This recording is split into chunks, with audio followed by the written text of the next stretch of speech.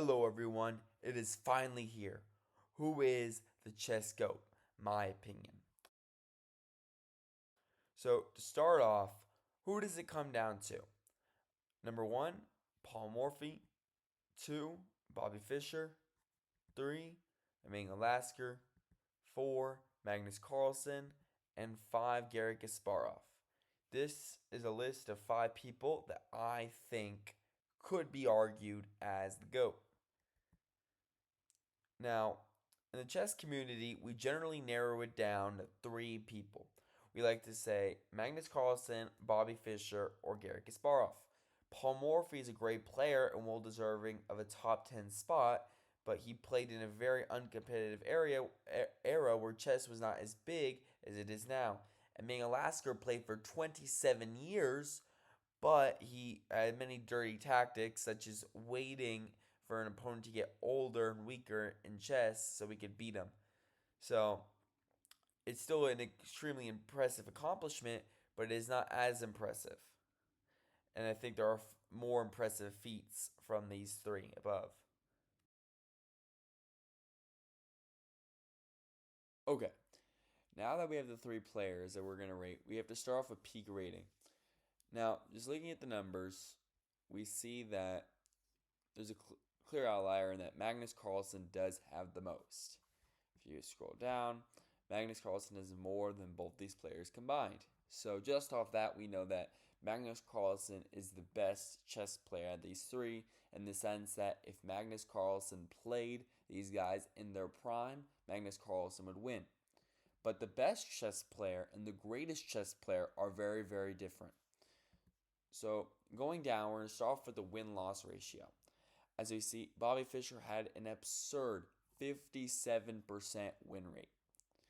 And if you look over at Garry Kasparov, he had an 8% loss rate while maintaining a 54% win rate, something only a GOAT could do. It's a GOAT level play. And we look at Magnus Carlsen, and these are amazing numbers. These are Grandmaster numbers. But we're looking at 43 wins, far less than these two. 42 draws, which is nearly as much as wins. Not a great look. And then we're looking at 15 losses. So he has by far the most losses, most losses, least wins, and most draws.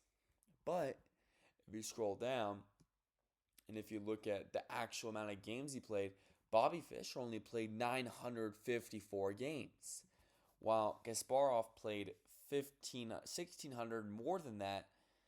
So it's kind of hard to say what's more impressive, Bobby Fischer's 57%, or is it Garry Kasparov's 54% but at 2,553 games? I think the answer is pretty obvious. And then looking at Magnus Carlsen, the 3,466 games is way higher than what Kasparov produced. So this shows that Magnus Carlsen was able to maintain an elite chess win-loss ratio over a way more amount of game. Now, after looking at the win-loss ratios, the win-draw loss ratios, and the ratings, now let's dive a little bit deeper into Bobby Fischer's GO case. So the biggest thing for Bobby Fischer is his dominance in his era, as he did not play for very long, as seen in his games. Bobby Fischer was 100 rating points higher than Boris Spassky, which is, 125 to be exact, which is unheard of. Generally, like 150 rating points mean you're twice as good. To be that ahead of the second best player in the world is just something of legends. And that is kind of Bobby Fischer's biggest argument. He was so much better than everyone else that we don't even know how good he truly was outside of accuracy tests by Stockfish, because he didn't lose in his prime. Like when he became champion, I think he won 20 games in a row, like of the elite level. So looking down at this, another big thing is that Soviet Union was doing everything they could to stop Bobby Fischer. They incorporated many tactics, such as drawing games. If a Soviet player was going to play Bobby Fischer next, that Soviet player would draw another Soviet player, and then they quickly, so they could review what Bobby Fischer's doing and prepare for his next game. Bobby Fischer famously called them out for this and other cheating strategies that they imposed on him and overcame this. This shows his dominance over the era, as even the Soviet Union could not stop him. Another big thing is that he was an 8-time U.S. champion. Now, the U.S. was not great at chess aside from him, but the fact that he was a grandmaster at 14 and became the U.S. chess champion at 15 shows his dominance at a young age. As there were grandmasters in the U.S. It wasn't just terrible chess players that were beginners. There was real talent in America, and just him just destroying everyone is a really great case for Bobby Fischer.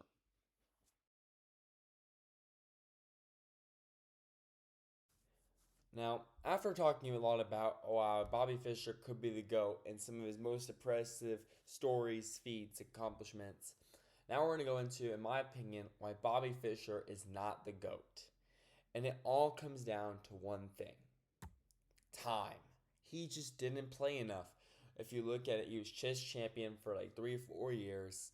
He played less than 1,000 games compared to Kasparov's 2,500 or Carlsen's 3,300, 3,400. He just didn't play the games. His win-loss ratio was off the charts at 57%.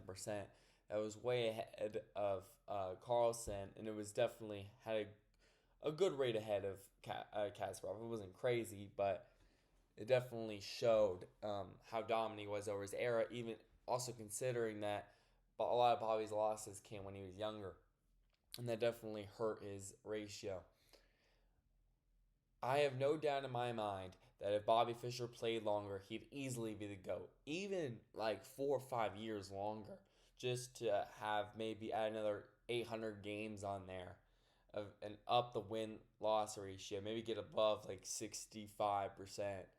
I mean, he could do it if he just played, but he just didn't want to play because, there's no competition for him.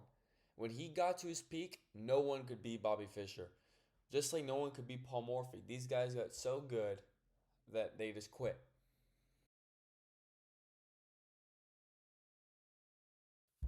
Okay, now that we have eliminated Bobby Fischer from this list, we have two players left: Gary Kasparov and Magnus Carlsen. Now, from his title, I think you know who I think is the greatest of all time. But let me just talk about first why I think Magnus Carlsen is not the GOAT. It really comes down to the fact that he just did not do what Gary Kasparov did. Magnus Carlsen dominated the era through slight statistical advantages. That is also why his draw percentage is extremely high. It is almost equal to his win percentage. Gary was the guy that won 54% of his games and lost 8% in a competitive era where he had to go against rival Karpov. He just dominated in a way we've never seen before over a ton of games, and he dominated the era like we've just never seen before. And Carlsen, while he was great, the best chess player we've ever seen statistically, through accuracy and all that, the best thing we've ever seen, he just didn't dominate and didn't have that, I guess, legacy that Kasparov had. So now we have these two left. So who is the GOAT? It is Kyle C. Chess. Thank you guys. I am the GOAT. Rating 3,500. I show up in the biggest moments, beat Stockfish. But in all seriousness, it's Gary Kasparov. The dude, I'm not a big fan of the dude, but man, what he did, whew, unbelievable. He achieved a rating of 2850. He dominated the chess world for 20 years, like no one's ever seen 20 years. And yeah, The dude's the GOAT, in my opinion. Chess.com also agrees with me. But yeah, thank you all for listening so much. Please remember to like and subscribe if you can. It'd be so much appreciated. And it helps me bring out further content. And you can give any suggestions you have for future videos in the comments. And thank you.